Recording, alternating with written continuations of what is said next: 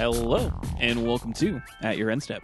My name is Morgan, and I'm here with Mike. Hello. And we have another fun-filled episode for you folks this week. Got a few things to talk about. Obviously, we're closing in on finishing out War of the Spark, so we almost have all the cards, and we're kind of just waiting on the last few to kind of trickle in. So we want to talk about some of those, as well as Magic Fest Sao Paulo that happened over the weekend, and talk about the upcoming Mythic Championship in London. But before we start anything off, we do want to, of course, give a shout out to our Patreon. You can find it at patreon.com/atyourendstep. And we actually are going to have something going on that's going to be exclusive to our patrons. It's going to be available to any level of a patron that you are. But with War of the Spark, the novel coming out, Mike and I are both going to kind of do a small podcast, kind of like a book club, basically. Yeah, so there's a couple other content creators I really like, especially for like Game of Thrones and stuff, who that's kind of what they do. They go through a couple of chapters and they break it down, and I was like, man, I really like this. And I'm assuming some of you would like that too. So I told Morgan, I was like, let's make a little book nook. Right, and we're gonna have Mike's Book Nook. It's gonna be sort of our first exclusive thing that's only available via our Patreon, and it's obviously gonna start as soon as the novel comes out. Where we're going to start working on it. I don't know when we're going to start releasing sort of content about it, because we have to read it. Yeah, I want to see the book and read it and see what if it's chapter by chapter or a couple of chapters depending on how the sectioning off works. Yeah. So but we'll put that together and then we'll start piecing it out. So I'm excited for it though. Yeah, it'll be fun, and I know that talking about books and things that you're consuming typically allow you to understand it a little bit better. So if I'm lost at any point in time while we're reading this novel, then at the very least Mike will set me straight. I may have to tap Keller on that one too. But yeah, that should be fun. And again, you don't whichever level that you decide to contribute at, this will be available for you, and we're pretty excited to do something exclusively for our patrons.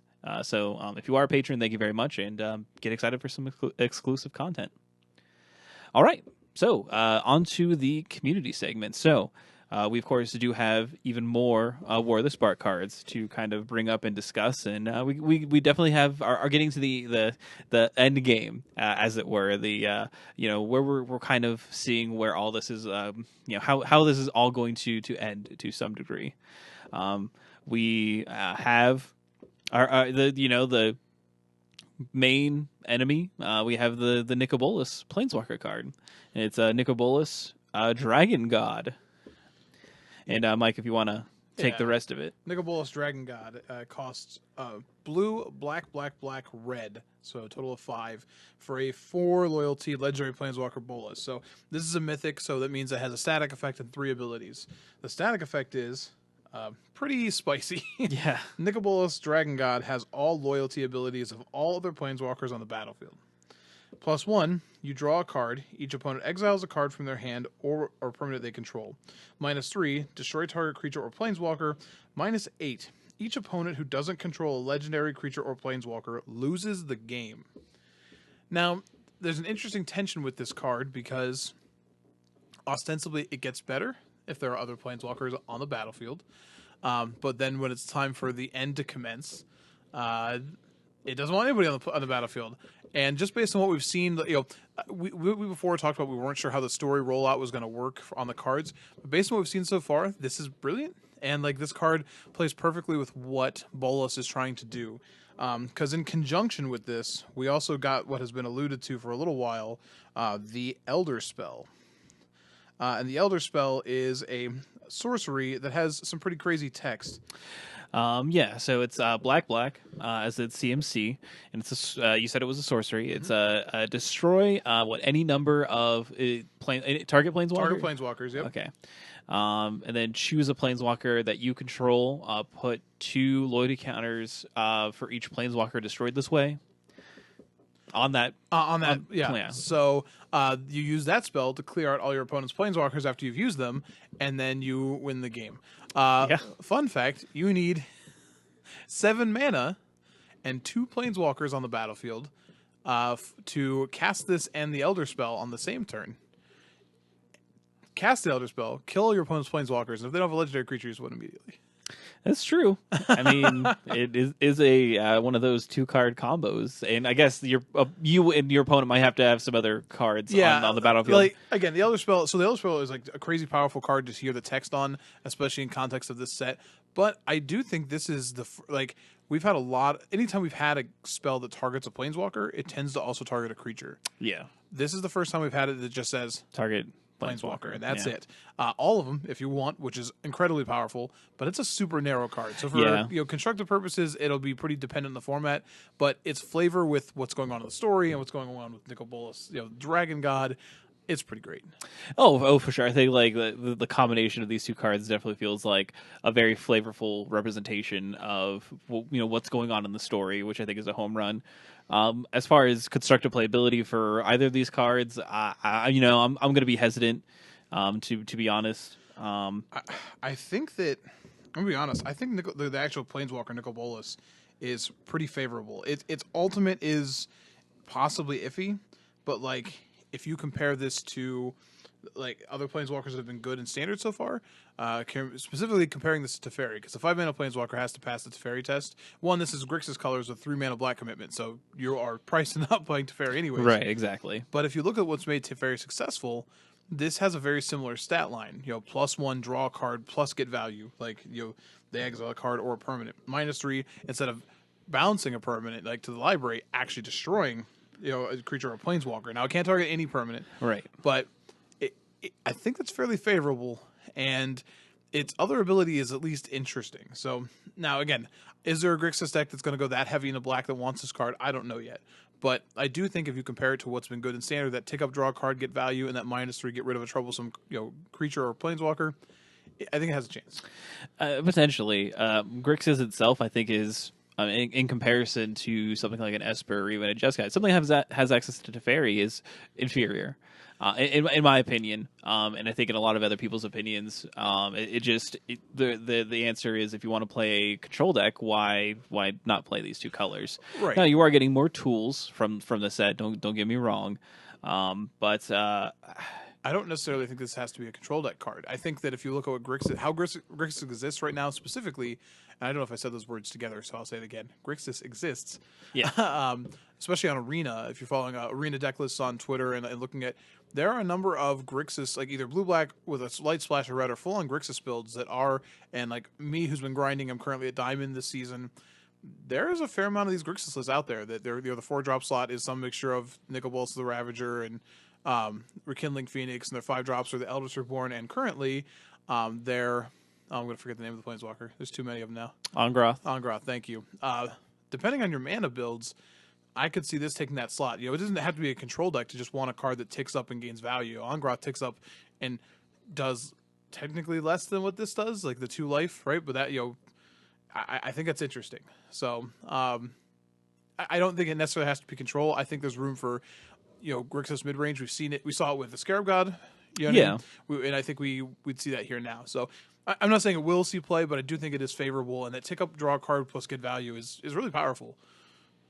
Yeah. I'm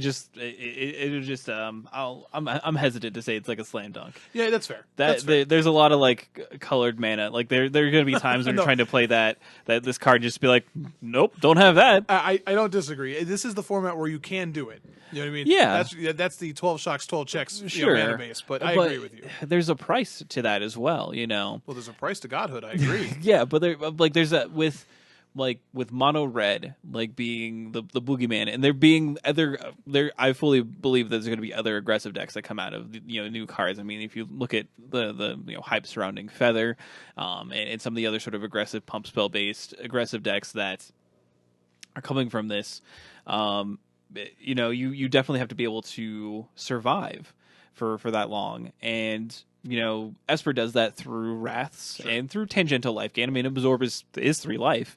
That's something, and you won't have access to all of that. You will have some of it. You just have the difference is you have better removal, and you have different things you could do. Again, I'm not saying here nor there. I'm just saying there is a deck that has a shell for it. I'm not saying it is. When I'm comparing it to Teferi, Teferi's still the better Planeswalker by a large margin. Teferi's busted and probably should not have made it out of R&D. But this, I think it's certainly interesting, and I could also see playing a Grixis Planeswalker centric deck that This comes down, and all of a sudden you've got 2 activations of something kind of gross going on. So I think that's interesting. Another card that I wanted to talk about was the new Ashiok that we got, Ashiok Dream Render. Dream Render. This Ashiok is 1 generic and then blue-black hybrid, blue-black hybrid. The static ability on it is spells and abilities your opponents control can't cause their controller to search their library. Which is what is that, the 2 mana spell that it's the instant spell, and I can't remember what it's called. Yeah, I don't know what it is, but Sorry. there's a Dimir spell from like the first time we went to Ravnica that shut this sort of thing down. And the Ashiok Shadow of Doubt. Shadow of Doubt, that's what it was. And the -1 on this is target player puts the top 4 cards of their library into their graveyard, and then exile each opponent's graveyard. So this can mill you and then exile their library, which is good. Sometimes you obviously want that effect. This can also just get rid of I don't know, it can get rid of gods if you've already killed them and they've been tucked. So that's relevant. I get, yeah, because it's from the battlefield is where that clause is. So right. Yes, it does definitely get rid of them. But people have been talking about this card a little bit in Modern because that's a format where obviously you are doing a lot of searching. Just past like fetch lands, but you have obviously decks like Valakut and Titan, Amulet Titan that do a lot of searching. War Prison, Collected Company, not Collected Company, but they sometimes do play Court of Calling. Right. So there's a lot of things that this does do theoretically. Obviously, I wouldn't say this is a main deck card, more of a sideboard card, but another sort of powerful effect that you can do. And it being hybrid mana means a lot of decks get access Right. to it, which is interesting. I do really like it against Whir because the nature of these static abilities means that even if Whir brings in Pithing Needle or whatever variant they're playing of it, this still turns off. The static ability is still there. It still still turns present. off Whir, and it turns off Inventor's Fair. Yeah. And it's pretty important. And honestly, the exile part of their library, or the exile of their graveyard part, is a pretty big deal too, because again, it sets up blocks so many ways. So I think that's definitely interesting. I do want to say that the art on Ashiok is really bothering me. I can't wrap my head around it.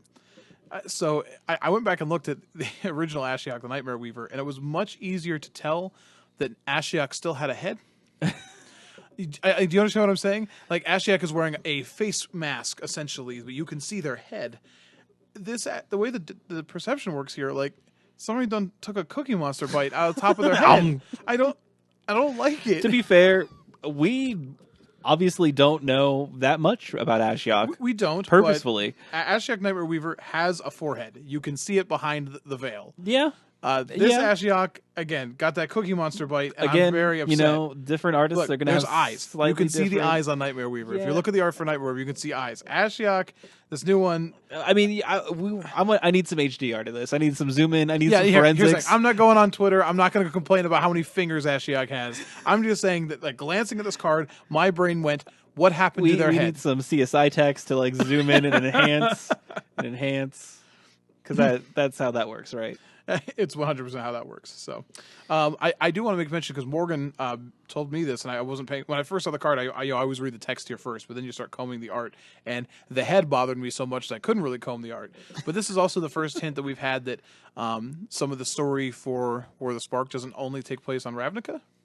Because, as Morgan astutely pointed out, Ashiok is in the meditation realm. So, and there's some there were horns basically in some of the stained glass art. So Ashiok was one that had horns in the background, and clearly we see those represented. But so did the Ugin, I think. Had horns in the background, and obviously we got a new reveal today that shows that Ugin is on at the meditation realm with a big giant egg, big golden egg. Yeah, he's going there to go for a crunch. So he's going to crunch that egg. What was that? A Finale of Revelation is the card we got with Ugin. So. And that card's kind of wild because it is. It's got the same. Was it? Enter the Infinite is the one that also says that you don't have a hand size anymore. So that's just like the second time we've seen that clause. Yeah, Finale be in Revelation is blue X. Draw X cards if X is 10 or more. Instead, shuffle your graveyard into your library. Draw X cards, untap up to 5 lands, and you have no maximum hand size for the rest of the game. Exile Finale Revelation. Which sounds really cool, but at the same time, like, if you have 12 mana to cast a spell, then... Wait, why are you not ending the game? I hope you're winning. Like, you're just showing off at this point in time, and that's just a big splashy effect. If we want, there's a much better draw spell that we could definitely talk about. That is that got recently revealed, which is Commence the Endgame, and this is blue 4 for an instant. It says the spell cannot be countered. It says draw 2 cards, then amass X, where X is the number of cards in your hand. Pretty simple, but there's obviously a lot of comparisons that you can make with this card. Obviously, Mole Drifter is one of them, but also depending on how many cards you have in your hand, Torrential Gearhulk, flashing back a Glimmer of Genius. But there's definitely a lot of to like about this this kind of card, and if you're, this reminds me a lot of what was that, Dragonlord's Prerogative? Dragonlord's Prerogative, yes. So it's uncounterable if you had a dragon, or could show a dragon. So this is obviously less cards drawn, because that one drew you, what, 4? 4, yes. That's a lot of cards. It is a lot of cards. I mean, that's just opportunity, though. That's been uncommon since ours is, what, Destiny? Yeah. Legacy. So you get 2 less cards, but you are getting a scaling body, hopefully. So something, Oh, I get it. Because it's a dragon. I mean, theoretically, this could be, what, a 9/9? I mean, it could be. I also like this as like a combat trick, because not just a block, but because of the way Amass works. If you already have a token that's blocking, like I think that a lot of people have been sort of negative on Amass, and I know that, like, from a pure logistical standpoint with like numbers, Amass is frustrating to grasp your mind around. But I think, like, it's opportunities like that with the card that I think that I'll give Amass, at least Unlimited for sure, a chance, because there are some cool things you can do with it.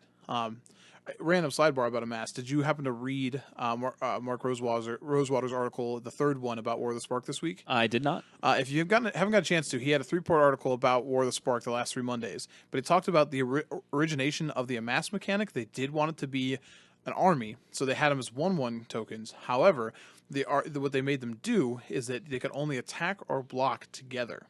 So they had to attack as a unit. And he was describing that, and I think, okay, that's really interesting. And they said that it was really cool because, if you had 4, if you had an army of 4 and they attacked with a 5/5, well, then you can't just chump block with your 1/1. Your whole army is going in there. Yeah.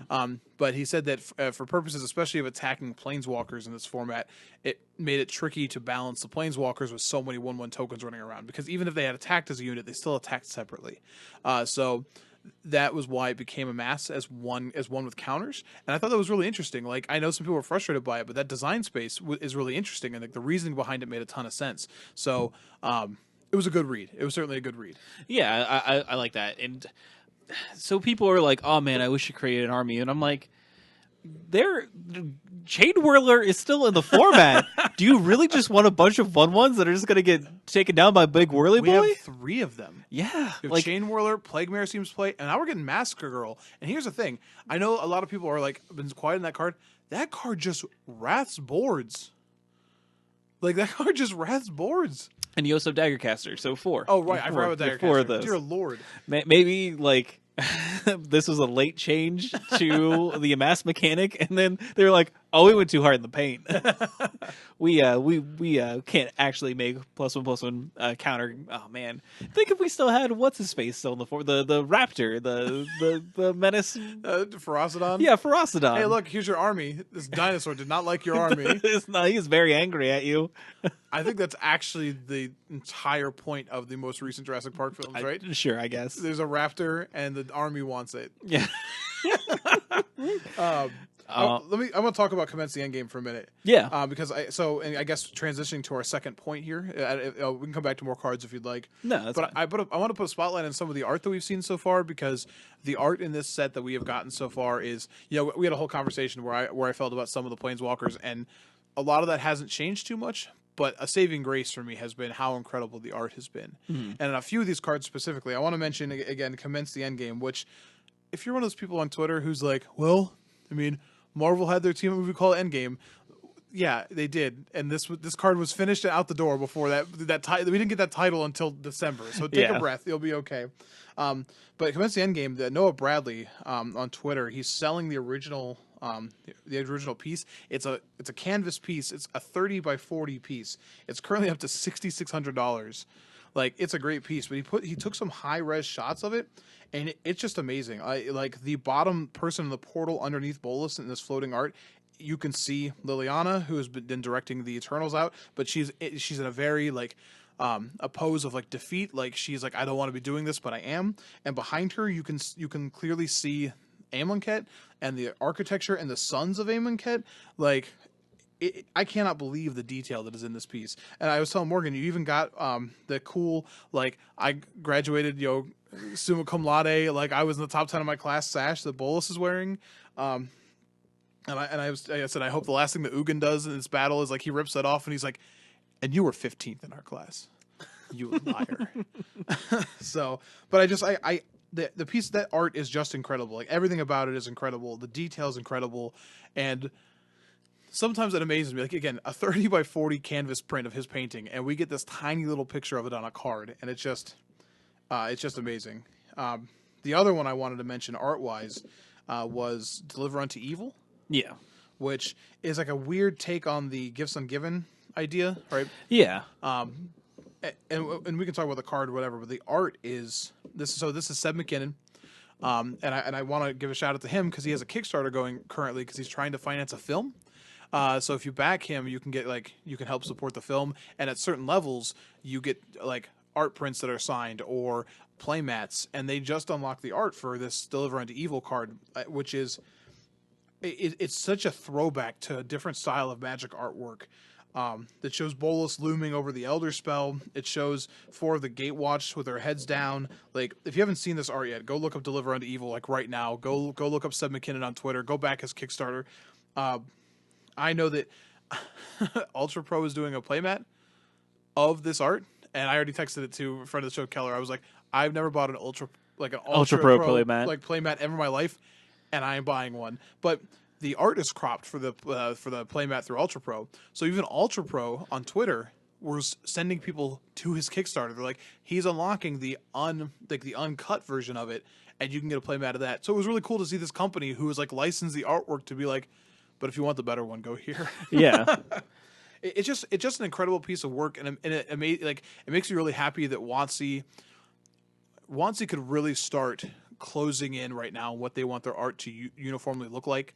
When you look at the landscape of TCGs, right, like Hearthstone has that cartoony like art that Warcraft has really adopted through Hearthstone, and it doesn't really change much from that, right? Like it just is, and like I think a lot of other games are fairly, I don't know, like I've seen a lot of Eternal cards, not a thing, a lot of stuff stands out to me, and Magic now presenting Arena as the way it wants eyeballs on the game could really start locking down some of these cards. Like, Deliver Unto Evil does not look like a card I'm expecting to see in Arena when you look at the aesthetics for Magic Arena. And WotC's like, no, this is an insane piece of art. We want the game to reflect what it has been before.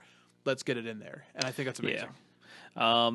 Yeah, his art is very just so unique. It is something that is not traditionally seen in other cards, like any other artist. It really feels like. Oh man, he did that. He did Death Sprout, right? Yeah, yeah. That card's unbelievable too. So, if you've ever his art always reminds me of if you've ever played any of like the Dark Souls games or any of that. Like, it's very, very reminiscent of that feel.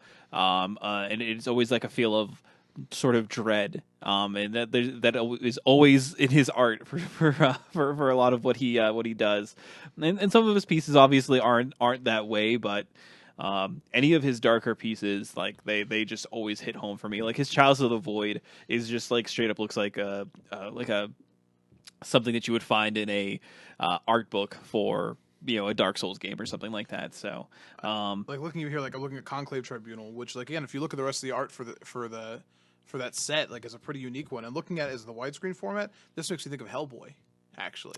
Yeah. You know what I mean? Like it just, again, he's a very unique like artists in the game, and it makes me happy that Magic's still celebrating some of that, because Magic has a history of like some pretty unique artists, pretty specific styles, and they could be hammering down on that. They could be getting rid of that to make the game look more like, so this is Magic. But I like the idea that like, no, like all of this is Magic, and it should be. So it makes me happy. Yeah, go look at Deliver Unto Evil. It's just gorgeous.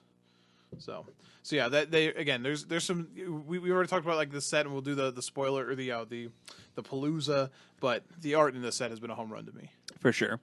I also did want to bring up that we have another confirmed known Planeswalker demise of Domri Raid. Oh yeah, I was like, wait, did I miss something? No, I forgot about your boy. I'm so sorry. He dead. I'm so sorry. He's on the wrong side of history, man. It's all right. He is, but he's so young. You want to hope he's misguided. He could have changed it. Well, sometimes you make those mistakes, you don't get to change. Like I feel like Sarkin could have come down like when he gets there and just been like, but I used to be like you. I served this guy. This guy's an a-hole, man. I don't know. he broke my brain real bad. Yeah, like let's go. Do the Gruul have pubs? You don't. You don't. Where can we get a drink? I'm not drinking out of that trough. You know what? Never mind. No, that's that's rough. It's like it's even like inferred by like the flavor text that he's like the first to kick it off. Like he's the first bottle to get popped. This is gonna sound terrible, but there's the old. You ever seen the old South Park episode with Christopher Reeves? No. There's a stem cells one, and they made this joke about how like to get him, it was like popping a pop can for Christopher Reeves. And like, here's the thing though, like when you look at it, like it's either that or it's the hocus pocus, I'm gonna breathe your soul in thing. Like either way, it's like, come little Domri, I'll take thee away. Yeah, it's rough. So if you're a Domri fan, well, he gets one last hurrah on his rare Planeswalker card, and it's good. It's good. It'll probably see play. But yeah, no, we ain't gonna get any other ones. I gotta ask something. So he has this new staff in his art with the bolus horns. Mm-hmm. I when I first saw it, I was like, oh man, he got a cool gift. Now I'm assuming he made that himself, because it would be even worse if Bolus was like, I got you a gift, and then he's like, cool, thanks, and then like that starts to shake, and he's like, what's happening? And it's like, I'm gonna need that back, and it just like sucks out of his hand. Yeah, that's tough. So. Yeah, we compared him to Rufio last night. Yeah, so if you got sad at the end of Hook, which spoiler alert, Rufio dies. The art that that kind of shows the Eternal kind of turning on him. He definitely has that Rufio flavor going on there. Yeah, and he's also a part of Magic history with the first common removal spell that references Planeswalkers, right? Yeah, no, that would probably be true. The black one. Yeah, so the new splintered bone splitters. Bone splitters, yeah, essentially, but it can target Planeswalkers, and he is the one getting targeted, splintered. Sorry, Domri. Yeah, it's rough. I did enjoy the tweet though about the like man who follows Murderous Dragon, like surprised when he is target of Murderous Dragon. Yeah, we voted for the Murderous Dragon party. It's very good. Yeah, it's great. So the last thing we talk about in the community is the Planeswalker April Madness tournament, the Planeswalker bracket, as it were. So this is a series of tweet vote polls that are going out to vote for your Planeswalkers in a like sort of a March Madness-esque bracket, and then the only one Planeswalker can survive at the end. Yeah, they had some. They had people submit their own brackets. Which was a bit of a mess from what I saw. But it was really funny. I was watching some of the content creators try to give hints. I saw the MTG Goldfish account tweeting out, or it was like, hey, don't pick Jace. Whenever I have to do any polling, like whenever he does, like Saffron Olive does polling, it's like, Jace does not do well. Don't pick Jace. Jace is not a winner. So that was pretty good. They started it, I saw today, it was like, because it's a regular bracket, so it's like seeded 1 to 15. So I think Bolus was against Arlencord. Poor Arlencord. Yeah, I didn't vote for Bolus because I'm not going to vote for the enemy, but Arlencord's not going to win. No, it's like something like 80 to 20% right now. Yeah, and everyone agreed that like the 20% are the I don't want to vote for Bolus crowd, not I like Arlencord. There's that one person who's like, but she's like really cool. Hey, good news for Arlencord though. There's a new red-green Planeswalker spot that just opened up. Oh my god! So we might be seeing a lot of her in the future. Oh my! Going out to the bullpen. Give me the cord. I want the right-hander. I mean, it's her and Samet, so Oh my god, we need that red green flavor. We know who we're gonna get. it's really good. Oh my gosh! And now you see way in the back corner, there's Koth. Like he's like growing like plants. He's like, look, I planted these. I can be it. Look, I can do it. those plants are dead. They'll be okay. I have a green thumb. It's oxidized copper, but it's a green thumb. But yeah, so if, that's ongoing. So follow. I think that's on the like official Magic It's on the account. official account. It's definitely like Mark Rosewater does these head-to-heads all the time, so Yeah. it just seems to be extrapolating that. But I think it'll be cool to see how that goes out and like who is the actual favorite. I also really like that like WotC's doing this publicly, and again we know they're working on a lot of different projects and movies and stuff, and they're just like, how do we market test secretly? Planeswalker bracket. There we go. We'll vote. figure. We'll do it this way. That's smart. So it's pretty good. All right. So before we move into competitive, I want to give a quick shout out to our lovely sponsor, Comic Town. They're going to be holding a standard IQ on Saturday, April 20th. What You can go ahead and find out more information about that tournament by visiting Comic Town Gaming Center on Facebook or going to worldofcomictown.com. I think I'm going to try to attend that. I think I'm going to try and play Standard. I've been playing a lot of Standard on Arena, so haven't really played Paper Standard in a while. So it's probably going to be an interesting experiment if I do decide to go. But I'm literally just going to be buying one of the Challenger decks and upgrading it, and it will probably be pretty all right. I did like the suggestion of just not sleeving. Man, what Dave Nolan, former host of the show, is just like, yeah, you should just like not sleeve it and just bring that as your deck box and just like, I'm like, that's Darkest Morgan timeline. That's what that is. Like every person you beat quits Magic. But see, like I paid $30 for this. I mean, they'd figured it out once I like cast something that wasn't obviously in that deck, but maybe they just don't know. Maybe they don't know that deck list. They just look at it like, okay, Casper Killing Phoenix. That's the only one. I unfortunately will not be there for this, so it's okay. You're already queued for I am. it all, I got so. my email for it. I hope somebody else queues because I'm trying to put together who I'm going with, and I was hoping it was going to be a bunch of people from here. So I'm trying. Can you go ahead and just take that down? Yeah. Okay. And sure. That way you can have a reason to come to Roanoke with me. Yeah, I want one of those. I looked in the plane tickets. I got to drive. Yeah, it made me sad. I was like, probably no. too expensive. All right. So, over the weekend, we had Magic Fest Sao Paulo. It was modern, and I'm sorry we didn't talk about it. I was just too hyped on the Cube Cup. So, but it was this is sort of our last big modern event before the actual Mythic Championship. Now, obviously, they don't have the Mulligan rule, so we're kind of not looking at the whole picture still. But it does give us at least. Yeah, even with the new Mulligan rule, I think a lot of players are still going to be hesitant to change things up completely pick up a new deck just based on this Mulligan rule change. I think at a Mythic Championship that is definitely true. And we're going to talk about that in a minute. But yeah, I agree with you on that.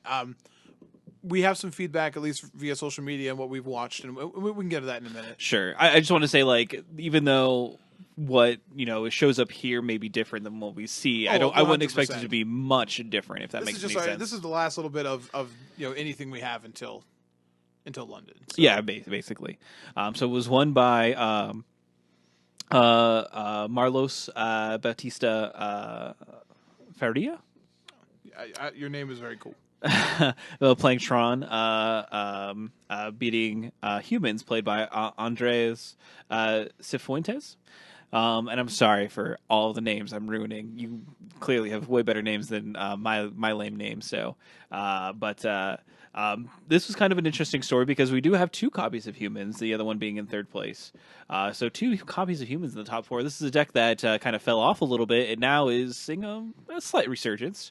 And I don't know if you saw, but one of the lists is definitely playing 2 Chalice of the Voids. Yeah, I did in the see sideboard. That, I was like, "What? Excuse me?" I mean, to be fair, you only have 12 1-drops.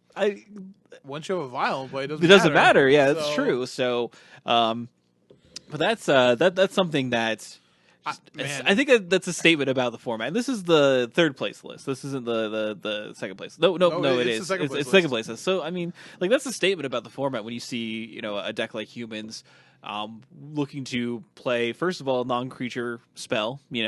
Something that you can't play off of a vial, or through a counter spell. With a Cavern of Souls, and really needing that effect against some of the more hateful decks in the format. Does Cavern of Souls work against Chalice of the Void? No. I'm saying that No, like I'm you can't asking. play like theoretically. Oh, I guess it doesn't matter. You can play the chalices you want. I guess that's true too. Yeah. So maybe it is like sort of the secret tech that kind of pushes you over the forefront with it because you don't care about it. I guess most of the time. I mean, you're just gonna blow out your Blue Red Phoenix opponents and your Grixis opponents when they're just like, "Hey, Chalice," and you're just like, "What?" It is definitely I think trickier, and I think one of the things you see in the second place list is like they're only running two. He's only running two Ancient Ziggurats. Yeah, I guess that's true. He's moving on both a lot of his sideboard cards because he's on Chalices, Grafdigger's Cages, multiple Dampening Spheres, like his lands to cast those spells. You have an extra Sea-Chrome Coast. And a Mana Confluence to kind of fill those slots. And I think you have to. And I think I actually like this because I think, Mana Confluence, you'd see that and be like, ooh, but Burn. But I think Burn's kind of taken a little bit of a hit recently as being successful. I think people still play it a lot, and you'll still like see it a lot, but it doesn't convert to day 2 very well. I mean, it's top 8 though. It is. I'm not saying no, that. I get what you're saying. I see that more of as an outlier or sure. That due to the amount of people actually playing it. But to kind of move on and round out the top 8 here, we have Boggles showing up in 4th place, Titan Shift, then 2 is at Phoenix, and then Burn. Boggles is sort of a deck that you could potentially see gaining advantage of being able to more effectively mulligan. You kind of want a creature, some pants, and some lands, and anything that allows you to consistently see those is probably helpful. And it's kind of a deck that catches people off guard. A lot of the time, and can play some pretty powerful stuff there in the sideboard. You have access to the really potent white hate cards, and a lot of them just happen to be enchantments anyway. So that it's all gravy for you. There's also just a lot less Liliana of the Veils right now. It's true to prey on it. I do want to say, taking a look at the main deck, he has 2 very interesting cards. One. Open the Armory, which is an uncommon from Shadows of Innistrad. Search your library for an aura or equipment card, reveal it, and put it in your hand.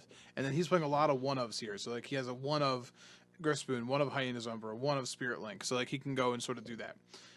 The other one is 1 Mana Tithe. Man, when you get got by the 1 Mana Tithe, oh my god! Man, I'm watching because Cedric Phillips has been streaming some Cube, man. I've never met a person more that loves a Mana Tithe. So Mr. Sergio Ferry might give him a bit of a run for his money if he's playing a spicy one of in his main. But man, I can't imagine being the blue-white control player who's you've been so unlucky, you're dead. You just have to resolve this Terminus. If you can just resolve this Terminus, you can continue with the game. I got to 6 mana. I can do this. I can do this. Terminus. Mana Tithe. And then that man tilted into non-existence. He tucked himself into the 3rd card from his deck, and that was it. But I think this is a kind of the kind of deck that can come out of nowhere and have a good run at a Mythic Championship or something like that. I agree with that. And again, I think this is a deck. It's an aggressive deck, so it's a deck that likes to mulligan. It is a deck that benefits from the mulligan rule, so people might be more inclined to give it a shot. We also have again, Titan Shift. This is another deck that we really, is using Primeval Titan to do some dirty stuff. Yeah, it's a bit of a throwback list. It's still playing Colony Heart Expedition. Yeah, for sure. But these kind of decks, they go in and go out. People are more into Amulet at this point in time. So the actual Scape Shift Titan lists are, not as popular, but are still something you have to watch out for. I haven't taken a look at these Is It Phoenix lists Their main decks are pretty standard, all the way down to the the Pyromancer Ascension to one Snapcaster. We have Echoing Truth here. And set adrift in the other one. So Right. I will say the other one, the second one, the Enrique's, has a fairly interesting sideboard card or two. I guess just one, but it has a copy of Entrancing Melody. yeah, and like this is a another card that people have been trying to figure out how to beat, like a thing in the ice. Just being able to like steal it is pretty effective. It's not bad. And CMC is still 2, so yeah, exactly. And just like another way to steal even smaller creatures and stuff like that. It can be pretty effective. Steal Tarmogoyf, like sometimes Stargoyf's good. Generally steal and kill a Death Shadow, yeah. so pretty good. So it has a lot more applications than people think. But I think this is mainly in here for Thing in the Ice. Yeah, that makes sense. The counter Thing in the Ice tech, because playing those mirrors and like seeing like Thing in the Ice on the other side and be like, well, I can't beat that right now, so hopefully I draw something to figure that one out. And then lastly we had Burn, the aforementioned Burn. And this is we see them playing the 4/4 Skewer the Critics, as well as 2 Light Up the Stages. And that's really the most monumental changes that we've seen to Burn. But it's important to note that this isn't a black-red version. This is the Boros Burn deck that's just adopting the Skewers and the Light Up the Stages. It's burning. It's doing burn things. There's really not much more to say about that. Again, it's kind of a deck that's been a little bit on the outs. It is just not been. Its win percentage typically, has shown poorly. That's what I'll say about it. But it's always a deck that's going to be there. I don't think it's a deck though that benefits that much from the mulligan change. To be honest, because it's a deck that needs a critical amount of cards any way you shake it. So being able to choose an ideal 6 or ideal 5 still means that you only have 6 or 5 cards when you really just always want 7. Right. But yeah, so that's Sao Paulo. Did we get anything else other than the No, we got the deck top lists? 8. So I went looking a little bit. I have to go back through Channel Firewall stuff for it. So Yeah, but it's only got the MCQ play there. That's true, but to be honest, I wish we had like more. I wish we had like a day 2 meta. Maybe we do have a day 2 metagame breakdown somewhere, but I'll Google Frank Carson.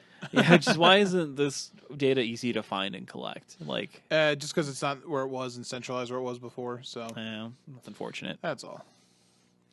Well, while you're looking for that, I guess I'll jump into the modern Mythic Championship qualifier that was held at Sao Paulo as well. It was won by Felipe Lima, playing Izzet Phoenix, defeating Carlos Olea, playing Hardened Scales. But we also have Grixis Shadow, Tron, Amulet Titan Humans, another Izzet Phoenix list, and Golgari Midrange, finishing out the top 8. So 7 out of 8 unique decks is pretty good, to be honest. And this is where we see our Amulet Titan list show up.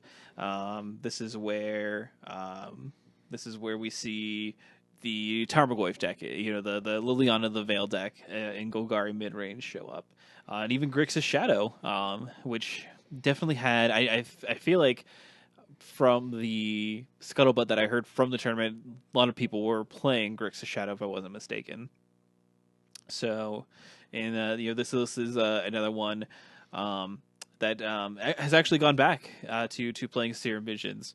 We don't see any of the Mishra's Baubles here in the main deck. So, but that's about the most drastic change. We do see the Jace Verd's Prodigy being fairly popular still, but other than that, nothing too shocking, in my opinion. So, but yeah. I found a day 2 metagame breakdown. I don't have more decks. Day 2 metagame breakdown is it Phoenix had 12.8% of all reps. Grixis Shadow is 10.1. Yeah. Tron is 8.4. Then you have Hardened Scales, Golgari Midrange Humans all at 6, and after that it gets less. Some Valakut, Burn, and Blue Eye Control all the way drops down. Off. So. Well, at least we aren't looking at like a 20% metagame share for Izzet Phoenix, which is nice. That we've kind of balanced that out with Grixis Shadow being 12 and 10 respectively. So, but yeah, interesting. But yeah, I remember like seeing Grixis Shadow be a pretty high day 2 metagame percentage, and that's not shocking. I mean that deck just I think was incorrectly perceived as being like bad, and then people were like, oh, they like Thoughtseize decks just always have the advantage of being like Thoughtseize decks, where you can just tear your opponent's hand apart and it doesn't matter. So that's always just always an advantage that they have at that point in time. So that is true. So we wanted to kind of talk about Sao Paulo to kind of lead into Mythic Championship London. Obviously, we're not going to have anything new this coming weekend. It's a holiday weekend, so typically we don't see any big tournaments happening around that time.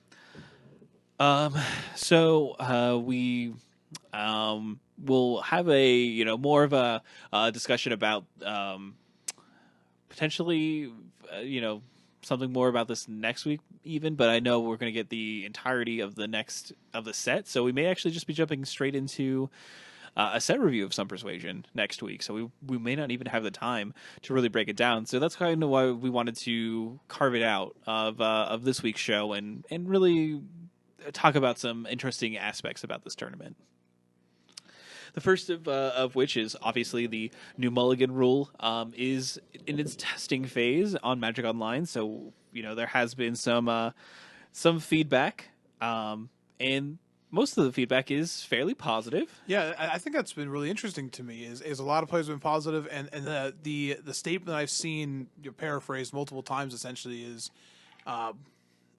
it does lead to less non-games. And if a deck is truly abusive of it, then it probably says more about the deck than the rule, which I do think is an interesting way to look at it. I don't know how many decks in Modern that really does adjust. We are seeing a couple of decks that are taking advantage of it pretty interestingly. Amulet Titan is one of them. So is Tron. Yeah.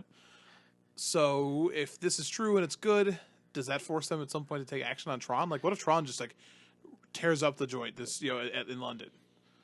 I think like if this is this is what they want to know, right? This is if we if we institute this rule, what about the format needs to change? Right. Because if the rule overall is good, but they are, like I said, there are decks that take advantage of it too much, then I think they would definitely side more on changing decks than changing the rule. And the rule is good. Like we already knew that the rule was going to be good for standard and it's going to be good for limited. I don't think anyone really questioned that because you don't have decks in standard that can really take advantage of what's going on with that rule change, and the same goes for limited. It's just that format doesn't breed degenerative combo decks that can't. No, for the most part. And we've tested it limited. Our Cube Knights the last few weeks have been using the London Mulligan rule, and I think it's been better. Yeah, 100%. No one, especially if you're just playing with friends, like no one wants non-games, but you still want to play by the rules. You don't just want to like give free mulligans away all willy nilly. Like that's not what we're here to do. That's not what we're about. So it is going to be fairly interesting to see it in the highest competitive level and see what that looks like. When people are trying to win, and that's the whole goal. It's not trying to test something out or see how this plays. It's I'm going to win this Mythic Championship, so I need to play the deck that gives me the most advantage to do so. And I would say that if there are decks in the format that take too much of an advantage of that in Modern and in Legacy, and I guess theoretically in Vintage, that you could see actions taken to those decks. So taken to something like a Tron or I think the real issue that they are going to look at though is that this Mulligan rule will always favor combo decks. 100%. Always. There's no way around that. So if there's no way around that, how do you account for it? I don't know.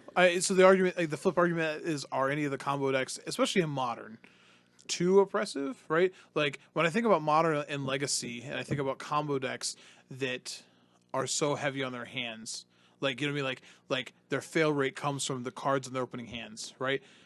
It's not many of them. You know what I mean? I think in Modern, ad nauseum gets close, but you have so much time that your opponent gets to interact no matter what.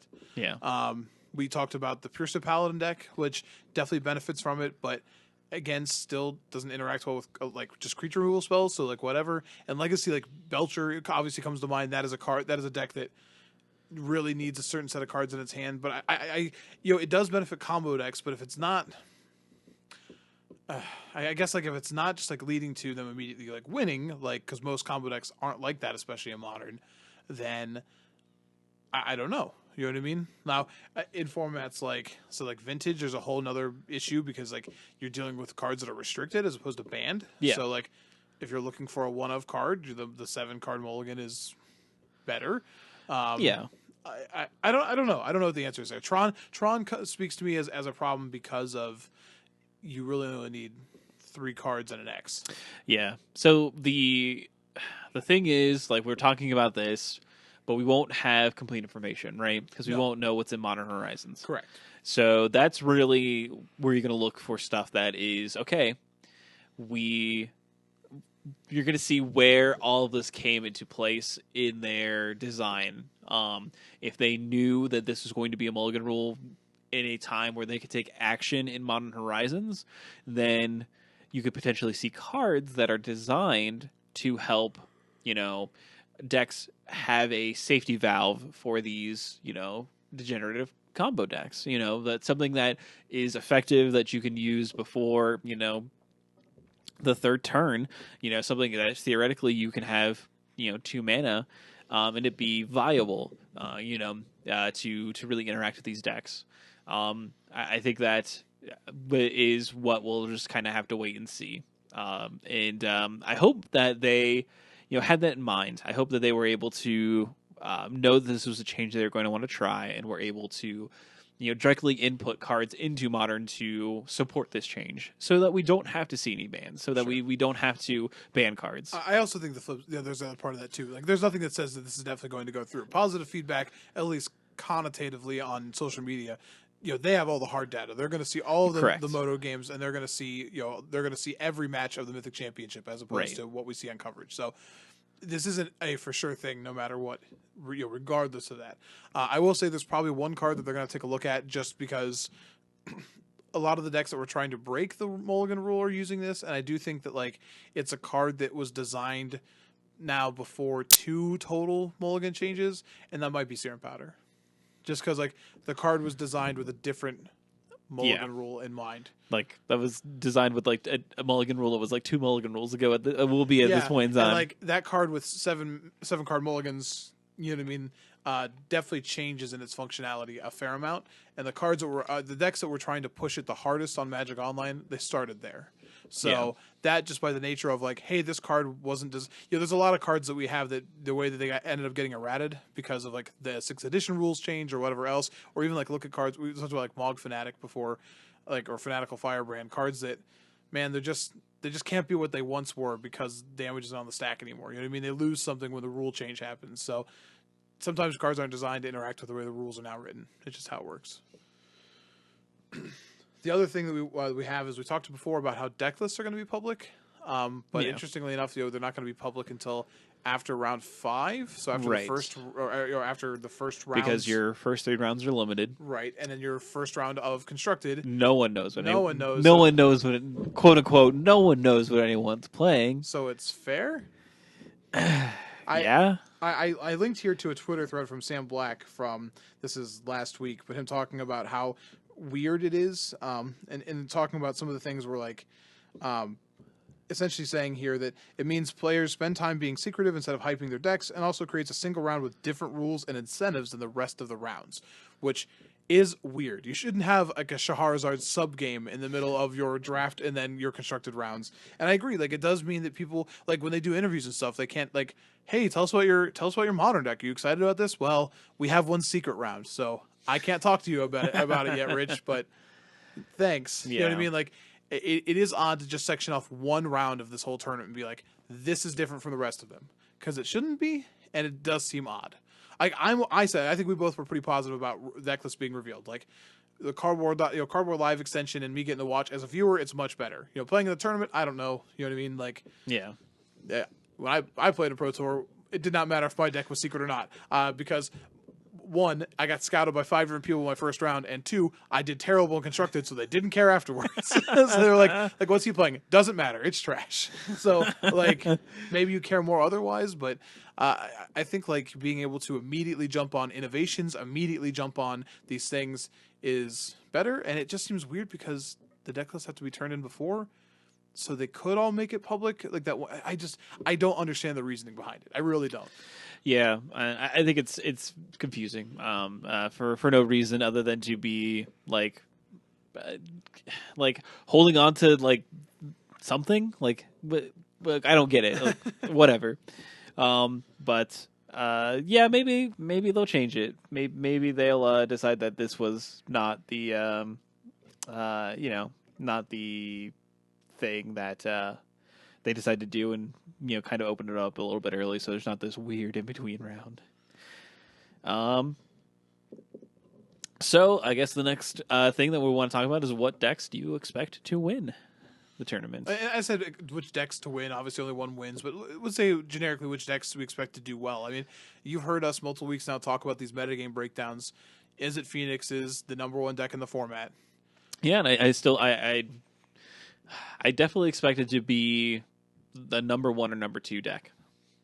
I think this tournament is going to be telling for the lifeline of that deck in Modern, because while you're right, we keep going back to Modern Horizons is coming, and we probably won't see a ban for a while if we did see a ban. But again, we have humans decks now playing Chalice of the Void in the sideboard, and like still had 2 copies of Is It Phoenix in that top 8. You know what I mean? Like if we go to this tournament and we got all these deck lists revealed as we're playing, and you see people over committing hate to these graveyard decks, specifically Phoenix, and that deck still just being like, caw, I don't care.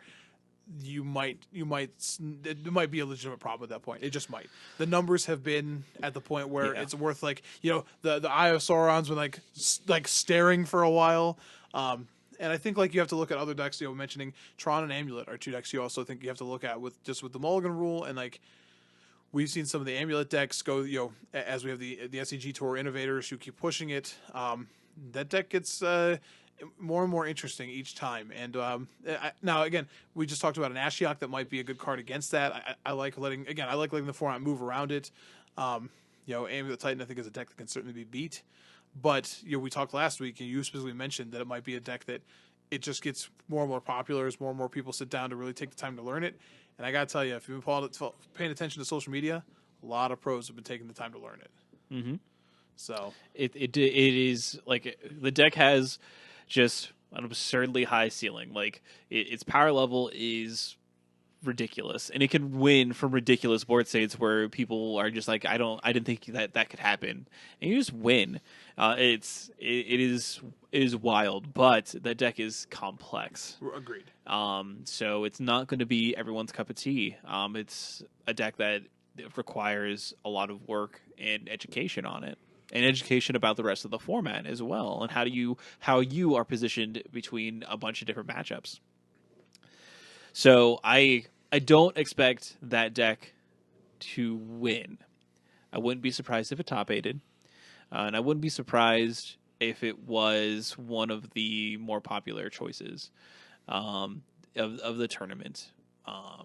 But the deck, I don't know. It's tough. It's tough to like.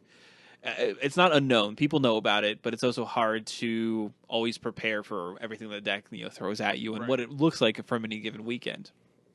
So, but if if there's enough of a contention, like a people that like decide to be like, I'm just going to learn this deck, then maybe that's that's actually the deck that people decide to show up with and gets like second or third to in the metagame share. So it's just hard. It's just hard to bet on that deck to show up in a large number. I don't disagree. I just think it's a deck to watch. How many times do you think they put War on coverage? If they can avoid it, none. 0 times. Absolutely 0 times. If they can avoid it. I don't know. Like it feels like a lot like Burn to me, where they want a critical amount of cards in hand. I don't disagree. So I don't know how much they really benefit from the mulligan rule. It just depends on how the format looks in the moment. Because yes, they need a critical mass of cards, but they're also a deck that, like, against a lot of matches, they just need to find the first bridge. Yeah, and that mulligan rule definitely favors finding. Yeah, the it bridge, definitely allows you to do that. As far as Tron, I honestly do expect there to be a decent amount of Tron there. It may be that scares people off from playing it, so it might be less than what everyone's thinking because, if everyone is deciding just to play Tron just because you can mulligan to 3 and win still. But I would expect people to play it. I would expect people who aren't associated with pro teams to play it, which will jump its overall representation numbers. Yeah, I don't disagree. Because it's not expensive theoretically, like comparatively to some of the other decks. It's fairly easy to like borrow or obtain, and it's not too difficult to put in some work and learn it in a few different matchups, especially your popular ones.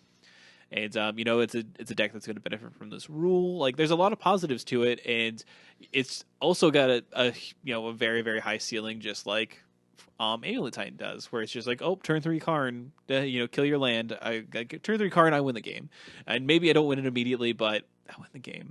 Yeah. So that's another deck that I think I don't know if it's going to be popular with like the people that we're going to see playing during the Mythic Championship, but I think it's going to be popular with the people that we may not see. We may not see playing. Fair enough. Let me ask you one more question about the Mythic Championship. So, when I came in here today, you were watching Wyatt Darby. Yeah. And he mentioned that he's going to the Madison draft camp. Yeah, the draft camp there. So they can proxy packs of War of the Spark, because remember, they're drafting War of the Spark. War of the Spark isn't legal for Modern, but they are drafting it. And the first thing I started to say was, well, that seems like it'll be hard to make packs. And literally Wyatt Darby just goes, yeah, it's going to be hard to get practice for that many people, because you have to make packs that are also seeded with Planeswalkers, and I don't know how well you can replicate that. You know what I mean? Even the draft generators, they normally have to see, you know what I mean, the sheets a little bit first. So I think that's at least interesting. So how does that affect, for you, how does that affect players playing? How does that affect coverage? Because you won't have what we have before, where you have like archetypes that, sometimes we have archetype slides and we can see these things. They won't really have those. So you could theoretically have archetype slides. But what if they're wrong? Correct. I'm not saying they could be correct archetype slides, but you have people inside of WotC that have drafted the set and theoretically seeded these archetypes in there, so they know what archetypes exist. But I don't know if those will be what is represented. Players, yeah. I honestly think, like, while this is fun and exciting and it's going to be like fun for the viewer, I couldn't imagine being this being my first pro tour. No. And me feeling like if there is a single pro player in my pod that has had a testing team that has given them the ability to evaluate anything. Correct. I'm at a huge disadvantage. I couldn't agree with you more. I thought about this, about how terrified I'd be to sit down and draft this set, and not just with pros for sure, but just in general. Yeah. Because I consider myself fairly solid at limited, but I think these planeswalkers and evaluating them is difficult. It's hard. It's super difficult. It is so man. Yeah. This format would scare me. But I wouldn't want to do it. I would have felt like that I had been given a slight of some persuasion. Okay, I don't disagree. Due to marketing, due to them wanting to take on this opportunity, and people are gonna watch the Mythic Championship either way, regardless of if it had War of the Spark or if it had Ravnica, whatever. Ravnica Allegiance. Ravnica Allegiance. Guilds of Ravnica is currently what you can play competitively on Arena, so it gets hard to remember sometimes. So is either because first of all, your limited format is not what is selling the Mythic Championship. People want to watch Constructed. Well, they want to watch the draft because the draft is exciting. I could care less about what limited matches look like, and then I want to watch Constructed. Yeah. If you could just continuously show me drafts and then tell me who won their rounds. Yeah, that'd be amazing. I will say this, just based off seeing the Mythic Invitational, I do wish the drafts were all done on Arena. Yeah. Because especially with we're going to be unfamiliar with this set too. You know what I mean? Mm-hmm. I was looking through it today, just like looking through what's been revealed for Battle Box stuff, and I'm like, man, I gotta like. It takes a while to get your brain to remember cards. Like, you'll see like people putting down like trick lists and like what happens at these CMCs and these colors. Like those lists are definitive, and they take time to commit to memory though. Yeah, I mean, that's one of the biggest skills in Limited is committing that to memory. But like, you can memorize the list, but you have to look at play patterns too to know what's happening. There was a graphic when they first came out. They showed all the red like 2-mana red removal spells. There's a Twin Bolt. it's a lot. There's a Lightning Strike, and there's like a give 2 creatures +2/+1 or something like that. Like, how do you know which way you're dead? Like, you've got to know the play patterns a little bit, and there aren't any. So that could be exciting, but I think that like I wish I could, seeing it on Arena where I could see both hands. I think as a viewer would make me more confident, because I think while it is exciting, right, I think it's going to be confusing for viewers who haven't had time to get these. They'll have a couple of days, right? Won't they have Arena for a day or two? Yes. Yes. I think this might be something to watch. I guess it might, since it starts on Friday, maybe a day. Yeah, like literally a day. Because like there's a Thursday, I think, is like an early streamer event. It's next Tuesday. Is the early streamer event? Is the early streamer event, and then I think Thursday it actually hits Arena. Okay, that makes sense. I feel like as a viewer, I'm gonna be like, I'm gonna have to do my homework too to know what's happening in these drafts. So, I think that is a bit of a downer actually. I can't. Yeah, I agree with you so much. Like if this was my first Pro Tour, and like I sat down to draft war, and I was just like, and I again opened any of these uncommon planeswalkers like in that first pack, and I'm just like, so are these really good, right? Because like in Dominaria, some of the legends you could open, the uncommon legends, were like you just you pick your Slimefoot and you build your deck. You know what I mean? Like I don't know if that's true for these planeswalkers or not. Proliferate is a mechanic we've seen so far that I think is super hard to evaluate in a bubble. Yeah. Right? Like, there's the 2-mana draw a card Proliferate common. Well, I mean, is it worth playing really bad Think Twice? Well, maybe. I don't know. I need to play with the cards. So I guess for some group of people, maybe that's exciting to see. Maybe for them that balances it. But I think like you hit the nail on the head. I don't think it does. I think it favors the people who have a chance to go to a draft camp or whatever else. So it has people it benefits people who are able to surround themselves with other smart Magic players who are good at the game and can give them guidance on what is contextually what this format looks like. If you're just flying solo, and think about when you went to the Pro Tour when we did drafts at like Comic Con and stuff like that. Between those drafts and like Magic Online drafts, like I did a ton, and it paid off for me. Like and honestly, those in our testing group it paid off for. So like that was important. And I don't know. Good news, if you are in that same boat, you can't do any of that now. You don't have the bandwidth to go make packs. So there is one flip to that. Because of the way that the pre-orders and stuff works, you could get packs a week before, right? Because you can buy booster boxes at the pre-release. Okay. So there is a saving grace there, but there's only so many you could do. Like you're probably not made of money or whatever else. So for this set, you could you can't do that for this set though. Why? Because the pre-release is the same day as the Mythic Championship. Oh, you're right. It's not this weekend. It is that weekend. Yeah. Wow. Oh my gosh. I didn't even think about that. Like I was thinking, I can go buy the set this weekend, but no, you're right. It's not. You definitely Dear can't. Lord. It's bad. Yeah, that's bad. Okay, it is bad, and I feel sorry for the players that don't have these amazing teams to surround themselves with to get limited testing. Because you're basically saying like, guess I'll memorize the spoiler or figure some stuff out. I guess.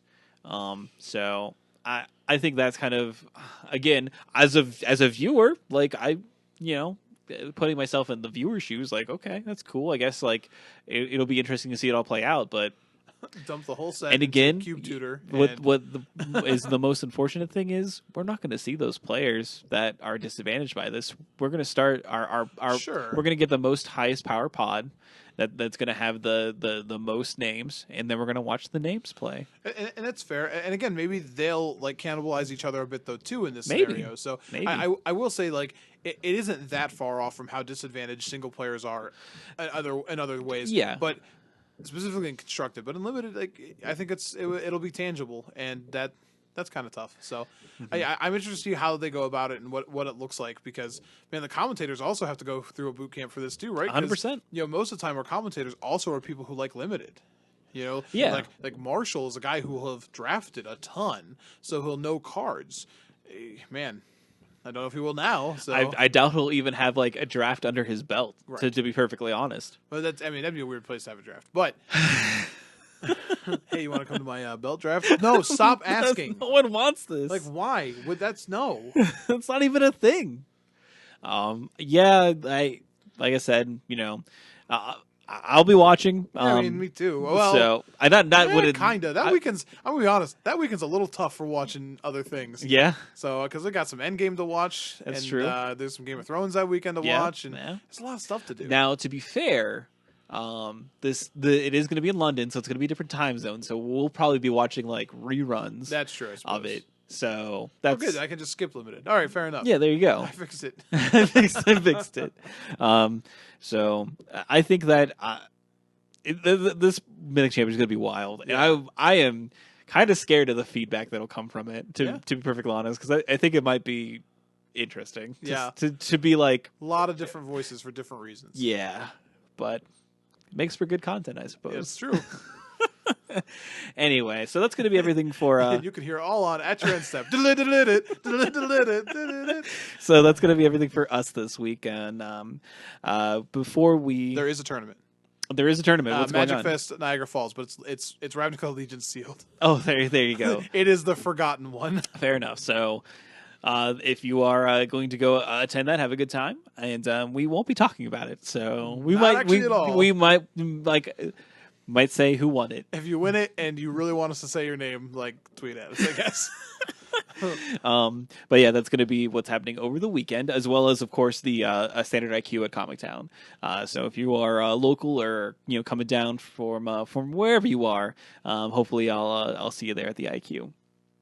So, before we go, if you do want to reach out to us, you have multiple avenues to do so. You can send us a tweet on Twitter. It's Your Endstep is our handle, and you can tweet us, and it's at Your Endstep. We also have an email address, which is at yourendstep@gmail.com, and we also do Facebook. It's facebook.com/@yourendstep. If you're listening to us via one of your lovely podcast feeders and it allows you to leave a rating or review, please do so. We super appreciate it. And any and all ways to do that are ways that we can get our names out there a little bit more and get some more listeners to the show.